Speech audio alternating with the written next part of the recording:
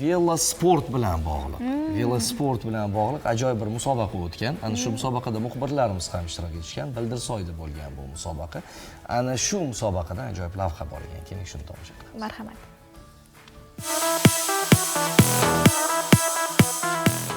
Tog'ning eng baland cho'qqisini velosiped orqali zabt etishni orzu qilganmisiz?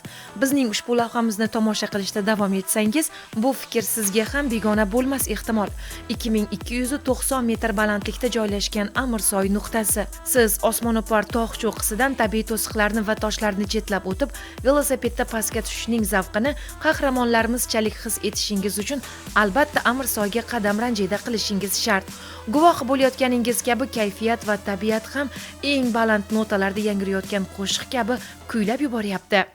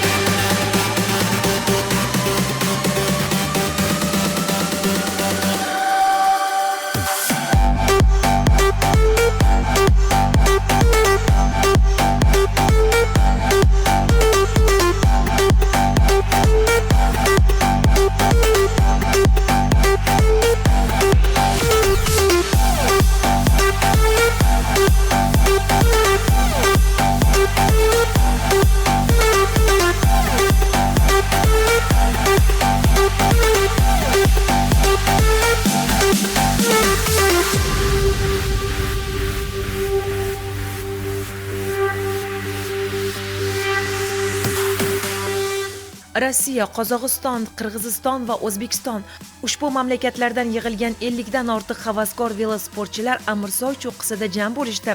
Bo'stonliq tumanining ushbu nuqtasi doimo ekstremal sport turi bo'lgan mountain bike musobaqasini o'tkazish uchun ajoyib manzil. Yoshim 50 da, hobbim shunaqa aktiv. 4-marta qatnashdim. Tog'li velosipedda uchish. Bugun mana yopilish marosimi arafasida bo'lib o'tayotgan musobaqamiz. Juda ko'pchilik yigitlar ham qizlar qatnashyapti. Har qanaqangi musobaqalarga jon deb qatnashamiz. Avvalambor bu o'zimizning sog'lig'imiz uchun va albatta bu bizga pozitiv kayfiyat beradi. Bu yerda siz faqatgina sportchilar yoki havaskorlarni ko'raman desangiz adashasiz. Shunchaki tog' havosini yurakdan his qilishni istaganlar yoki premium komfort imkoniyatlarda kofe ichish lazzatini totmoqchi bo'lganlar, boringki O'zbekistonga mehmon bo'lib kelgan turistlarni ham Amirsoy tog' yonbag'irlarida uchratishingiz mumkin. Masalan, Navoiy viloyatidan erinmay yo'l bosib kelgan Malika opa asli kasbi o'qituvchi. Bugun bu inson opa-singillarni yoniga olib, ro'zg'orning barcha muammolari yu kamko'stini Navoiyda qoldirib, Toshkentga kelganlar. Amirsoyga birinchi marta kelishim, asli Navoiylikman. 3 opa-singil qo'shnilar bilan birgalikda. Bugun sayohatimizning ikkinchi kuni. Birinchi kun Toshkentda hamma aylanadigan joylarini aylandik. Mazza qilib mehmonxonalarda dam oldik. Bugun ikkinchi kun mana Amirsoyga keldik. Hayratlanarli tog'larni shunday viqor bilan turishida qanaydir ichimga sig'may boryapman-da. Havosidan ham mana o'tgan odam qanaydir nafas olganda o'tgan to'lib mazza qilib nafas olyapman.